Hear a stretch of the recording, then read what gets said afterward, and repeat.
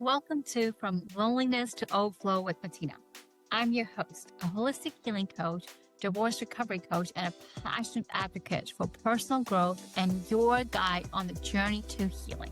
This podcast is for those who are struggling with the feelings of loneliness, disconnection, feeling stuck, and who are ready to discover their inner potential and live a life overflowing with love and connection. Inside, we are going to explore the path from pain to transformation, bridging the gap between loneliness and abundance through heartfelt conversations, spirituality, energy work, and self-awareness. So let's get started on this soulful journey together. Welcome to another episode From Loneliness to Overflow with Matina. Today's guest is an empowerment house. A beautiful soul who is here to remind us as women that there is no bigger power than owning your own body. Loving it, holding it, appreciating it, and all of the things that we naturally get to love if we choose to not listen to the world and the voices. Thank you, Shani, for coming on and sharing that powerful message. Thank you. You are so welcome. Our first conversation was so powerful and potent. It is such a beautiful message to behold and to remind everyone, men and women alike, to own yourself, to own and love the body that you behold. Yes. Before we step into this beautiful conversation that I know we're meant to have and going to have, please share more about yourself, Shani. Okay. So I've done a lot of things. Throughout my life, I kind of categorize myself as a jade of all trades, but what has really been my calling lately was to return to working with the womb space. And I've been doing that through essentially doula work. And over the last number of years, that's transformed for me into a more ritualistic and holistic womb care that spans outside of just perinatal journey. Because the perinatal journey in itself is already life changing. It is, obviously, right? You're bringing life into this world. But there's so much more to it that we just kind of miss the mark on because we're so caught up with all of these to-dos, right? Like we live in very much in a society that has all these lists, and these are the things you're supposed to do and not supposed to do when you're pregnant, when you're not pregnant, if you're trying to get pregnant after you have the baby, all these things. And we kind of lose a lot of sight in terms of the vessel that brought, well, life into the world.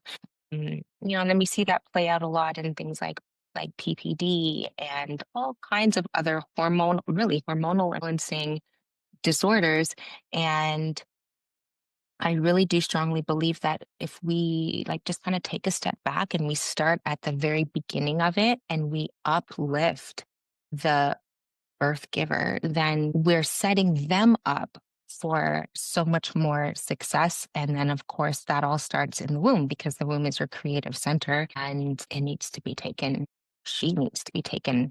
care of. So that's what I'm doing these days, still actively working as a doula, but focusing a lot more in terms of just healing the womb space physically, emotionally, mentally, spiritually, putting all of that focus, that ritual, that ceremony, returning to some ancestral practices to allow for that journey to just kind of come full circle. Full circle. There's always a full circle moment in what we do and how we were led to doing what we do. So the question I have for you, Shani, is what was your disconnection or loneliness moment that has led you to live this overflow and be in this bliss of doing the work that you do? Okay, well, that's a really loaded question. I would say that I had a few of those really big, lonely, kind of devastating moments throughout my life. One of my sons, I'm going to start by saying this, one of my sons, my older son, He said to me one time that I practiced Jaguar medicine, and he said to me, "Oh yeah, mom, you are like a jaguar, like a cheetah. It's like you've lived 9 lives," and he's not wrong. So I've had a lot of these kind of full circle moments throughout my 40 plus years on this planet. And like the first one started when I was really young. I had my younger brother and sister passed away as babies, and that was like obviously traumatic to go from having these siblings to being an only child and a very young child and trying to understand where they had gone and why they were gone and that they were never coming back. And then I had another experience like that when I was in my early teens. I was in a really bad car accident. I sustained a lot of injury. I broke every single bone in my body from top to bottom on the right side. I had to be cut out of the vehicle. And I actually passed for almost a minute. And also lost my another brother in that accident. So that was another big kind of really coming to terms with life and life purpose. And that took me, I would say, well into my 20s. There was a lot to have to just kind of digest in that period, being 13 at the time of that accident, just going through puberty, just coming into my body, and then broken, just broken, and spending all of my teenage years in and out of the hospital, in and out of surgery, scars all over. I've had like 18 surgeries, just trying to really kind of understand why and, and also become comfortable with a body that by like the world standards was not beautiful because it's scarred and it's broken and it's damaged and I'm a woman. All right. It's fine for men. It's not so nice for women. And I had a really hard time accepting that, but knowing that I needed to because I couldn't continue to live in a place of feeling like I was completely less than because I was different. And then, I got married in my 20s. I was married for a good number of years. That marriage ended in divorce. I have 2 children from that marriage. And I mention this marriage because there was something that my ex-husband said to me. And for those of you that know me and know him, I say this with absolutely like no shade to him, but it was a very important moment for me in my life. He said to me in a moment of anger, "You do not deserve to be happy. You do not deserve to be loved. You do not deserve to have children. You do not deserve to have a successful business." And I remember sitting there in the car as he's saying this to me and thinking, "Oh, absolutely not. I will not take that on. I will not. You cannot speak this into existence for me. Absolutely not. Will have all of the opposite moving forward." And that for me was one of the big turning points in my life and in my work. That time I was also a business owner. I owned a restaurant. It was a thriving restaurant. It was busy, it was chaotic, but it was lovely. And it was also getting to the point where it'd been open for almost 10 years. And I was getting a little bit tired and worn out from all the long hours and feeling like I needed to make a change, but also feeling like I had to stick with it. And everything, all that whole version of Shani like came and went all together. That marriage ended, closed my restaurant, and I went back to what my first love was, which was caring for this space that I'm in now, attending to this space, caring for women, lifting my sisters, caring for the womb. And the first thing I did when I moved out and had my own place was I redid my doula training and focused in on that. Then eventually I got remarried and uh, I I was pregnant and again, never thinking that I was going to have more children and kind of really nervous, but excited at the same time. And this was now COVID. And long story short, I ended up losing that pregnancy quite far in about the second trimester because I went undiagnosed with type 1 diabetes. And when I had gone in originally to the doctor, just a random walk-in clinic, because everything was closed. The heartlessness that I was faced with when I went in, that doctor said to me, "Oh, you're probably just having a miscarriage. Just go home. Just let it pass." And it was so just like, what? What? This is the first time I'm finally seeing a medical professional. I'm pregnant, something's going on, and you're telling me, like, "Oh, just whatever. It's fine. Just whatever. Don't be sad." Her words to me literally before I left were, "Don't be sad. This happens every day." And Her. I really want to yes, emphasize this because it's a her. It's a woman saying to yes, another woman that it yeah, doesn't matter. Go yeah, home, let it pass. yes. I can't even bear to think of how devastated you must have felt in that moment. Oh my goodness. Ridiculously broken. I don't even know if I have the words to describe how that felt. I went in there for help. I had my two children. They were sitting because it was, again, like I said, COVID. So I wasn't allowed to bring them in with me. I drove there with all the stuff going on with my kids in the back on their iPads in the car in online school. I left them in the car running. It was winter. I left the car running, worried, like, "Oh my goodness, my kids are downstairs in this parking lot in this car." And I'm up there in this clinic, and this is what she's saying to me. So it was like all these different things were just kind of swirling around in my mind. And I went home, or sorry, I got downstairs, and my husband, he was there. He left work. I obviously called him first when I told him something was going on. And he left work. I got down outside and he was there with the kids with his like work truck. And he was just waiting. And he was like, "Absolutely not. We're not taking this as the final answer. We're going in to get these tests done. We have to do something." And we did. And we were told right there that I was not having a miscarriage and there was something else going on. They showed me a picture of the baby, strong little heartbeat. There she was. I could see her. And I went home and I stayed in bed, like they said, for the 2 weeks to kind of let everything clear up. And then my husband came home and he found me collapsed and conscious on the floor. And I was rushed to the hospital, and it was then after being in what's called DKA, diabetic ketoacidosis. It's essentially like a diabetic coma. Was when I found out that one, I had type 1 diabetes, and two, that the pregnancy had ended. And I remember waking up in the hospital by myself and just completely confused because the last thing I remembered was getting up and trying to get to the bathroom. And I was in ICU, couldn't have any visitors, and I'm trying to process all this information on my own. That was hard. That was so devastating. Just so devastating. And eventually they did let my husband come in to see me. Um, and we grieved for a little bit together, but that was short lived because again, it was COVID. And then eventually he wasn't allowed to come anymore. And I had to do a lot of that processing on my own. And then when I returned home several weeks later, my house was still, I mean, some things had been moved around, but a lot of things were the same.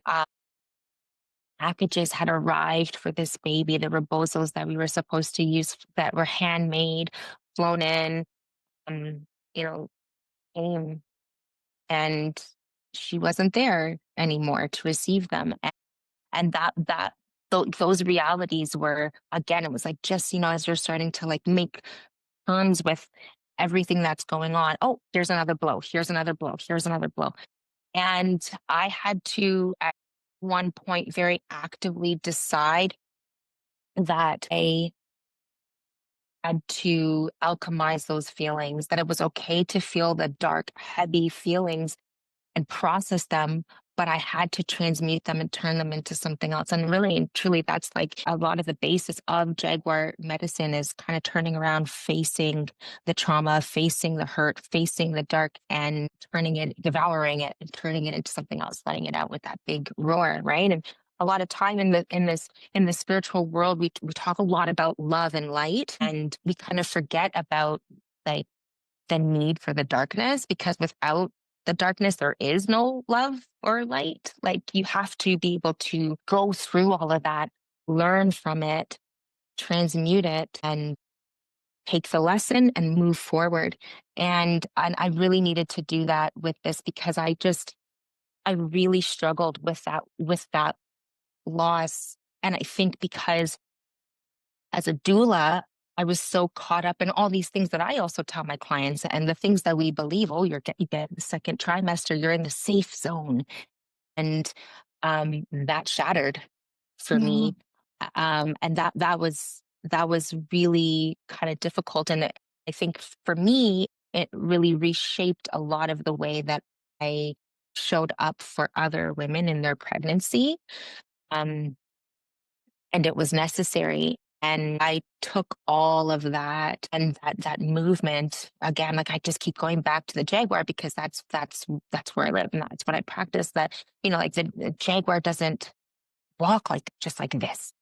A Jaguar moves like this. There's like a give and a take. There's an ebb and a flow. So every time there's a movement forward, this shoulder's kind of like dropping back, and it's going back into that darkness. It's going back into the lesson, and it's moving forward with it. And I really needed to incorporate that into the work that I was putting out there and the services that I was offering to others, because it's the way that I very much live my life. And it was the way for me to keep the spirit and honor the spirit of this little baby that gave me the gift of life, really, because I had spent a year going undiagnosed, in and out of the hospital, in and out, and they couldn't figure out what was wrong with me until I was pregnant, and all of these hormonal changes were happening, and it kind of really pushed what was going on to the forefront.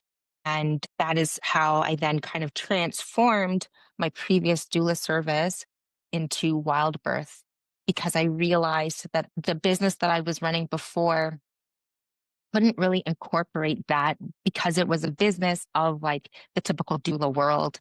And there's nothing wrong with that, but it was just outside of what I was wanting to offer at this point. And also why I decided to go with wild birth, because again, I just kept going back to that image of this Jaguar, just kind of going through the darkness, moving through it, right? And transforming. And I wanted to return to this place of just like, this is me, here I am, this is you, here you are, I take you as you come, and we grow from there. And it just a return. Like, I also kept hearing my grandmother telling me about all these births of her own children. She had 12 of them, and she delivered them all herself. I just remember like listening to her talk, like when she had her first set of twins. I'm like, "Oh, Grandma, how did you do that? Like, 'cause back then you didn't have ultrasounds to know that you were even having twins." And she's like, "Well, no, I just felt like I needed to push again. And I was home by myself. Your grandpa was still out in the field working on our land. And I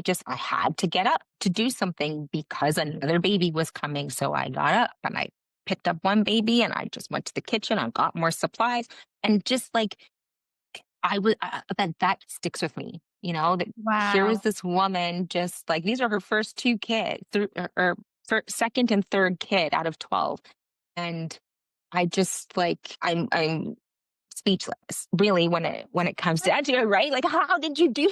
How did you Can't do even that? fathom. Yeah, I have twins, but I did not do it in that right. miraculous, amazing way. I'm telling you. I want to go back because you're sharing so many beautiful gems here. Tell us more about this Jaguar method. What is it? What does it Mhm. entail? So that the listener really can understand what that could mean for them. Yeah. So, okay. So, Jaguar medicine is like, there's all types of different, I guess, medicines out there within the indigenous cultures, various indigenous cultures. And Jaguar medicine essentially takes I guess, its basis and the story from the goddess Ishel, or I guess in Western culture, we also call that just like the triple goddess, the divine feminine. So, essentially, the story of her life is that she starts off as a young woman, teenager, I guess, and she is always holding like it's like spring, essentially, like a white bunny. and then in her youth, and then she transforms as she grows and she turns into like the mother. And that's her in her full moon stage as the mother is when she transforms into this Jaguar. So the Mesoamerican indigenous story of her is that she now has a couple of children, and her husband is very jealous of them, and he's like a very jealous god, and he's nasty to them, to her, to the people that they've created, like all of us. And she tries to reason with him, and he's just not having it. So she decides to take matters into her own hands. And in the middle of the night, she turns into a jaguar, and she hides in like the jungle bushes and then devours him and deals with the problem. And so a lot of time you'll see that, if you look at old pictures, petroglyphs, and or images from any sort of kind of Meso-Indigenous culture, a lot of the headdresses are that of a jaguar. And that is because they're taking in that strength of Michelle. She's like the head mother, like I said, of everybody. And so the idea is that you're facing whatever the problem is head on. You are devouring it, and you are working it through your body and letting it out. And when you come out, you're transformed. So this plays a lot in as well into like herbalism, the plants that you take in, the flowers, the seeds, the stems, the roots, all of these things that you take into your body to heal the four layers of the body, which would be the physical, the mental, the spiritual, and the emotional body and an or energetic body. How do all of those different medicines and different practices, whether they are rituals and ceremony or any sort of energetic cleansing, what we in the Western world would call somatic healing or somatic body work, meditation, how are we taking in all of these different forms of medicine to heal the four layers of the body? Because if all four layers of the body are not healed, then you're not whole. And essentially, that's the idea of Jaguar medicine. There is so much power in when a woman is ready to transform herself into the version of herself that she's meant to be in that moment. Mm, mm, And that is what I'm getting. But all the other thing I'm getting is also because as soon as you started talking, I am loving upon my belly right now. And the thought that's coming through, which is so powerful, is whereas women, we naturally judge ourselves. yes, But the one spot that we judge the most is our belly, is our womb. And it blows my mind how much the world is focused on not your breast necessarily or however tall or whatever you are, but to make sure that you have that six pack or it's all flat and it's a certain way. yes, But with that image, we get to actually disconnect from that body part, disconnect from the womb part, and be judging our bellies so much. yes, yes. What do you feel with the work that you do? I feel that you're equipped to answer this. So I'm really curious to hear what you're going to answer. What do you feel is the power, not even the reason why this happens in the world? That's the world is the world is the world. Like Yeah, it doesn't matter. The choice is us. We yeah, get to choose what we love in this moment, not what we mm, didn't love yesterday or the day before. I didn't love my belly any always. yeah, Even now, me doing it is like, why am I even rubbing my belly? It makes no sense. Like, no, no, no, this makes perfect sense right now yeah, because it is a reminder that your message is giving me of truly loving it. yes, So, what do you feel is the power that a woman beholds that when she loves her belly specifically, her mm, womb space specifically, that mhm. can come through? Well, that will give me goosebumps. Okay. Well, really and truly, I personally believe. that it's the center, right? It's the center of your body, really. And it is where we hold all of our power and our strength, regardless of if you still have the womb or not. You have the womb space. And it is, it's also, so my gut, your gut feeling. Well, that's your gut as well. It's your intuition. That is your inner voice. And I really think that we live in a culture and society that purposefully disconnects us from it, because when we disconnect from this space, we're disconnecting from our power, we're giving our power away. But when we are rooted in it, because again, even if you go back to like the chakras, right? We have all these different chakras, and we talk about rooting and grounding. But even in that, there's a disconnect, because we're like, oh, we're grounding down here, we're root at the bottom. But you can't just root here. You have to root all the way through. And when we stay in this very kind of like disconnected space, and we're not rooting through our womb, and we're not rooting through our heart, and we're not connecting the heart to the womb, to third eye, when we're disconnected from all of these different parts of our body, but especially this one space that's right in the center of our entire being, we are not as strong as we don't even believe we're as strong as we are. We're looking for everybody else to make decisions for us. We're looking for someone else to give us all the answers. We're not listening to ourselves. And I really do think that that's by design, because I mean, like, my goodness, we're the ones that bring life into the world. Yeah. Yeah, absolutely. The whole scenario of when I look a certain way, then I get to love me is coming to mind. Yes. And we do Yes. that as women. And that's also that connection of all the chakra systems. And when I look back at my pregnancies and my journey as a woman on this planet, Yes. the only truly time where I loved my belly was when I was highly pregnant. Because in my mind, I could have said, "Oh, it looks this way because I carry a baby." Yes. Yeah. Otherwise, I couldn't. Yeah. I can relate to that. And I do what I do. And sometimes I even catch myself like, oh my gosh. And then I think, like, my goodness, this part of my body has held how many babies in here? There've been 5 babies in here. My goodness. Give myself a break and love on this space. Like, this part of my body has done a lot of hard work. And not to say that the love has to come from somebody else, but I will say this, like, sometimes I honestly catch myself, when my husband is saying things to me like, oh, how he loves my body now. He loves the way that my belly looks now. It's not flat, it's not perfect. I, but that's exactly why. He's like, well, because, like, it's that, right? And I still, as much as I know all these things, and I preach all these things, and I do live all these things, I still get caught up in that crap. Oh, well, I don't look the way if I could only look the way I looked 2 babies ago, or 1 baby ago, or whatever it is. And why this conditioning, really, it's conditioning. It is conditioning. It is absolute conditioning.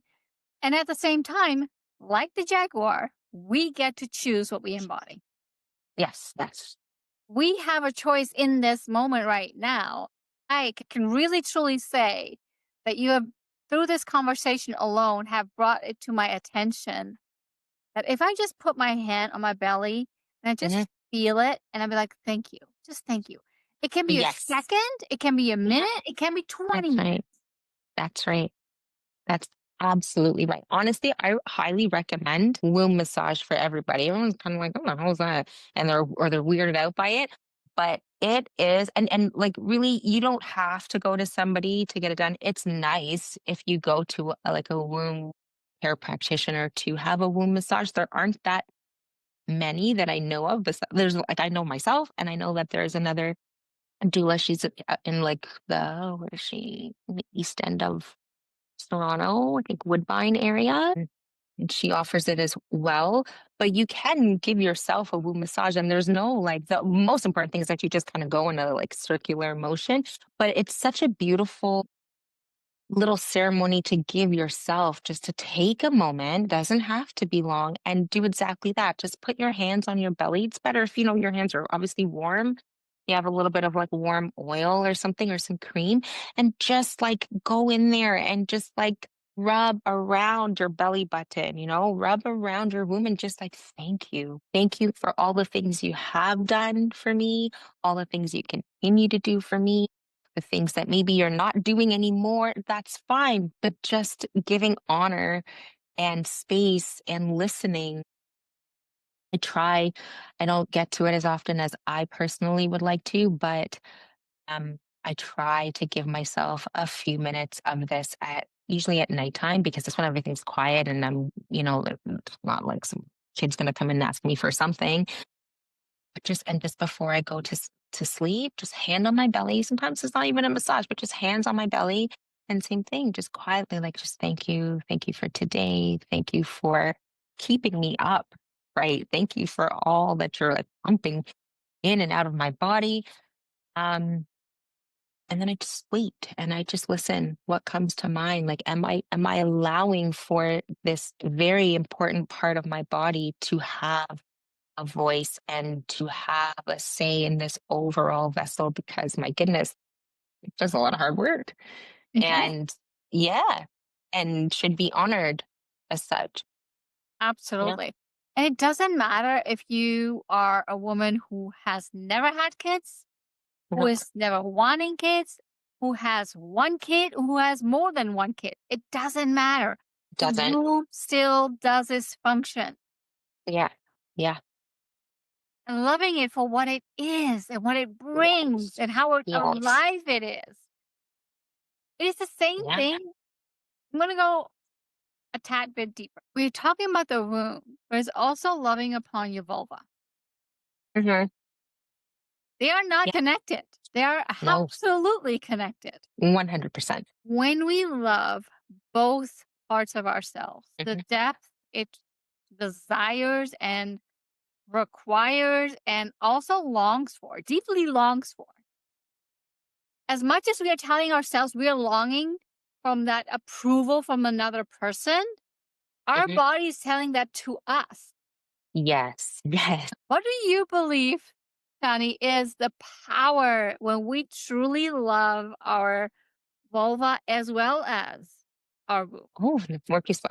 I think really and truly, like that's freedom and that's liberation. Because again, not to like always be dogging on society, but again, we live in obviously a very patriarchal society. Really and truly, when we take back these little bits of ourself and take back these bits of our power, we're one decolonizing and our lives, really and truly. Because we talk a lot, you hear a lot about it. Decolonization, anti-patriarchy. Oh, we hear it. And yes, we talk about it in these very like outward, worldly ways. But I think sometimes we miss the mark in starting with ourself. If you just start with yourself, well, that in itself can change like the whole world because you start with yourself.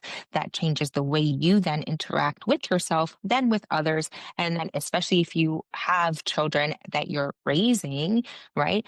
When you change the way that you speak and think of yourself, that reflects completely on the way you think and breathe into your children, what you teach them. And then in turn, that transforms into how they grow. And if they have children, how they think and breathe into life into their children. And right there, we're changing a whole lot about society without like going out there and fighting the system. We're fighting the system quietly, internally.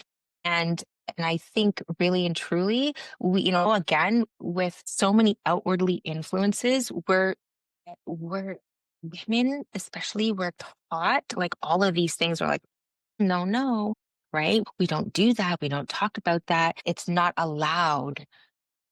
Right? Not allowed. It's like, oh, what? But if we just take that back and we are okay with loving on ourselves. I mean, honestly, I in my doula training course book that I'm writing, I have a whole section about like somatics. What is somatics? What does somatic body work look like? All these different aspects. And to be honest, like one of the most important somatic body works, if you want to call it, is touch, self-touch. You have to like learn yourself. You have to learn your body. You have the right to know what is pleasurable for you. You have the right to feel desire. You have the right to explore, but we're so conditioned to believe that it's not okay. I'm telling you, this has become not only a powerful conversation, it has become a very profound one. One where we get to really sit with ourselves and ask ourselves that harder question. And I really truly look at myself and be like, thank you, throat. Thank you, heart. Thank you, Yeah. breath. Thank you, belly. Thank you. Like every part of you, just Yeah. thank it and just touch it and thank it. Yes. So good. I have a question for you that the previous guest has left. I'm Mhm. going to ask it, and it actually really connects with the conversation. So I'm curious how Okay. you're going to answer this. Tell me about a moment in your life where you met your authenticity. It was when I first became a single mother and I moved out and I bought my house that me and my kids were going to move into. And I remember walking in there and looking at it. And of course, like any place that you just buy, it was painted white, it was a clean slate. It was this empty space. And I remember walking in and looking around at these bare walls and the architecture and the shape of the walls and these high ceilings and this beautiful skylight and all this lovely space and just thinking about like, "Hey, this is mine and I can do whatever I want in here. I can paint it whatever color I want. I can get whatever kind of couch I want and whatever kind." And it wasn't about like these physical, tangible things, but it was just a moment where I realized that like this was mine and mine alone, and I could be free Mhm. in it, and I could express myself and express all of the things that I had been suppressing. And that for me was a really liberating moment, kind of expressed through, yes, physical, tangible things. But I remember at one point walking in there and I went by myself. The kids were sleeping. We still had the old house. They were there with my ex husband. And I went in to like bring in a couple of boxes. I was trying to move in little by little and unpack so that when the kids got there, it was a home. And I just remember I put on some music and I danced around every single room and every space and every corner of that house. And that for me was that moment. There's so much joy when you're sharing that. I Yeah. love it. I can't thank you enough for this wonderful conversation where you didn't only take us through your personal journey, which was heartbreaking, but also really gave a lot of beautiful nuggets of wisdom for our listeners to tune into. So I want to thank you from the bottom of my heart for your authenticity, for your vulnerability, and for the gems that you shared today. And for anyone who feels inspired, wants to reach out, wants to connect, all her information is in the description below. Reach out, connect, and really allow yourself to fuel yourself with love for you, your body, your womb space, all of you. Thank you so much, honey. Thank you. Till next time, everyone. Thank you for listening. I hope this episode has helped you to feel less alone in finding tools towards a life which is overflowing with love and purpose. If you enjoyed the episode, please take a second to rate and review. Each review helps us to reach more individuals who are seeking healing and personal growth just like you. And don't forget to take a screenshot and share your aha moments on your Instagram stories and tag me, saying Matina. See you next week. Take care.